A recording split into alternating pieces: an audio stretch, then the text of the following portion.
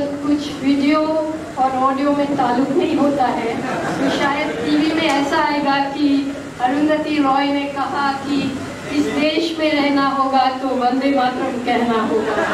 क्या होगा टीवी में, क्या दिखाते हैं। सोनी सोनी मेरी सहेली है और मैं जब बस्तर गई थी,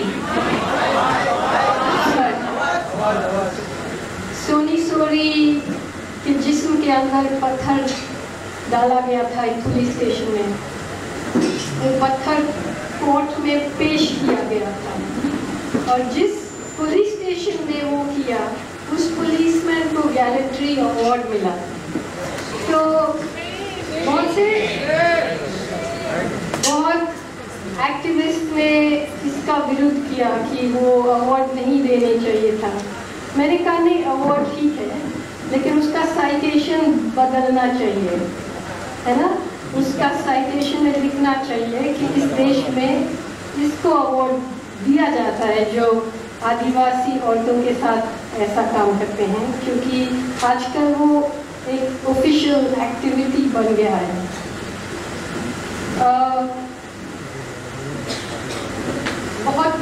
बहुत लोगों ने बहुत कुछ बात रखा है और मैं I'm the second last speaker, so there's not all that much that's left to say. लेकिन पहली बात मैं ये कहना चाहूँगी कि जो आजकल बोल रहे हैं लोग कि जो भारत माता की जय नहीं बोलते हैं वो एंटी नेशनल है। वैसे तो मैं बहुत पुराना पापी है इसमें, तो मेरे ऊपर सेडिशन का इंक्वायरी और केसेस और आज उठाया जाएगा, कल उठाया जाएगा, कश्मीर में उठाया जाएगा, ये सब बहुत सालों से चल रहा है। लेकिन ये नेशनलिज्म क्या चीज़ है? अगर आप 1931, the first time that Baba Saheb Ambedkar met Gandhi, Gandhi asked him, why are you criticizing the struggle for the homeland? You know, why are you criticizing the Congress? And his reply was, Gandhiji, I have no homeland. No untouchable worth his name would be proud to call this his land. Right? So, for different people, the homeland means different things. And we have every right to quarrel with other people's definitions of what this homeland is. There's a lot of confusion about this Bharat Mata Ki Jai slogan, because in the map that the RSS has in its official headquarters, Bharat Mata includes Pakistan and Bangladesh. It's Akhand Bharat, right? But if you say Pakistan Zindabad, then it's wrong. So I don't know what the logic is. Recently, now there's something going around about, someone said, but Bharat is the name of a man in Hindu mythology. So when did he become a Mata?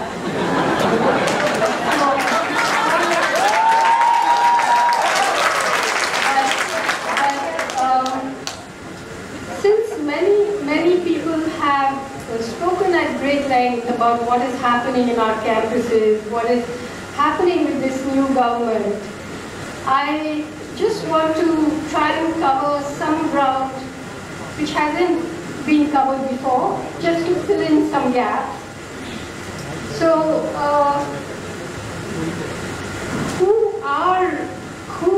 today the thing is that हमारे सामने जो ये RSS आए हैं, सही तीसरा ने कि सरकार RSS की है, BJP की नहीं है। और the RSS was set up in 1925. The RSS was set up inspired by the ideology of Benito Mussolini and Adolf Hitler. तो ऐसा नहीं है कि हम लोग उनको फासीवाद कह रहे हैं, वो खुद कह रहे हैं कि हमें उसी से इंस्पायर होके हमने ये आरएसएस बनाया है। लेकिन बहुत क्रिटिसिज्म हुई है आरएसएस की, लेकिन एक चीज़ है कि वो 1925 से अभी तक बहुत काम किया, बहुत ज़्यादा। उनका 4000 से ज़्यादा शाखा है, लाखों के हिसाब से स्वयंसेवक है। They have their own publication division, their own trade union, their own women's wing, their own Adivasi wing, their own leprosy wing, their own scholars, if you can call them that. We are today, as I've said several times, the war is not against dissent. The war is against thought itself. So we are witnessing a war between those who know how to hate and those who know how to think. So, because why is this new syllabus being written? Why is Dinanath Batra being unleashed on the young people? Even the Hindutva-vadis want their own children's brains to be shut down by those books. Because you cannot be a thinking person and support that ideology. You know, they can mass produce trolls on the social media, but they cannot produce a single real thinker. So this is the battle that is we are up against. But हम लोग सोचते हैं कि सिर्फ RSS हमारे आगे खड़े हैं, ये बहुत बड़ा गलती है। क्योंकि आरएसएस कैसे आ गए, इतना बड़ा पैमाने में कैसे आ गए, इस इलेक्शन में कैसे आ गए, कौन लाया? I don't know how to start this, but I want to talk about how did India become such a police state, such a militarized state. ऐसा नहीं है कि वो अचानक इलेक्शन के बाद आ गए ना, ऐसा तो नहीं है। तो in the late 1980s, early 90s, 2 ताला खोल दिए थे सरकार ने, एक तो बाबरी मस्जिद का और दूसरा बाजार का। और जैसे वो 2 ताला खोले थे, उससे उन्होंने 2 अपना नकली टेररिस्ट्स को मैन्युफैक्चर किया।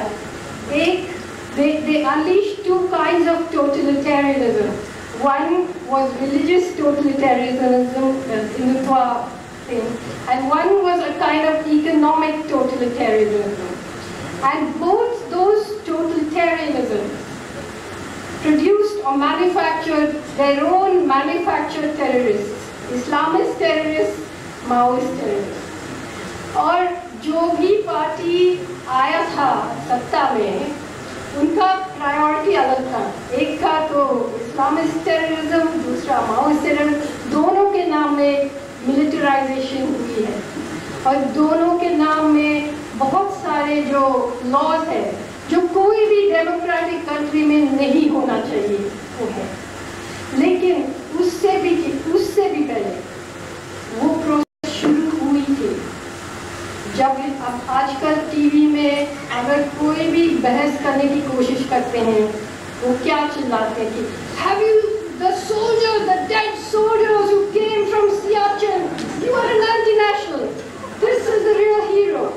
Now they are putting their words into the mouths of dead soldiers who can't talk back. They are putting their tin pot ideologies onto the bodies of people who can't talk back. They don't tell you that the soldiers are poor people who are trying to earn a living. If they were so patriotic, these rich nationalists, they would ask for the draft, like the Americans do. They would say कि हमारे बच्चों को भी soldier बना दो या हमें भी सोल्जर बना दो। वो तो नहीं मानते ना, वो बस गरीबों को सियाचिन में भेज दो या कश्मीर में भेज दो। लेकिन ये वो नहीं कभी बताते हैं। There has not been a single day since independence, since 1947, there has not been a single day when the Indian security forces, the Indian army, has not been deployed within the borders, so-called borders of this country against its own people. Not one day. From the day we became independent, we became an imperialist country. So we started Manipur, Nagaland, Assam, Mizoram, Kashmir, Junagadh, Goa, Hyderabad, Punjab. There has been endless deployment. And when you look at who are those people that the army was deployed against, Adivasis, Christians, Muslims, Sikhs, Dalits, always you had an upper caste DNA, a state with an upper caste DNA deployed against the other. And how does it work today? You send soldiers from Chhattisgarh to Kashmir. You send soldiers from Assam to Chhattisgarh or Nagaland, just like the imperial powers. Just like that it functions. Put one person against the other, one person against the other, one person against the other. Now, when we look back in history, today we are faced with Testa's right, that there is a difference between the two major parties. What is that difference? The difference is that one says that it believes in secularism, it believes in a secular liberal democracy, whatever it does. We know that it has also conducted massacres. It has also brought in the neoliberal reforms on communal, manufactured communal conflict. It has also looked away while Dalits are killed. It has also seen that power and wealth remain in the hands of the upper caste. But now we have a government that openly talks about Hindu Rashtra. So where did this idea, ये हिंदू राष्ट्र का जो idea है वो कहाँ से आया? बहुत सालों से वो कहते हैं कि बहुत पुरानी परंपरा है Hinduism. But I want to quote Baba Sahib on this because it's a dangerous subject. So I need his protection.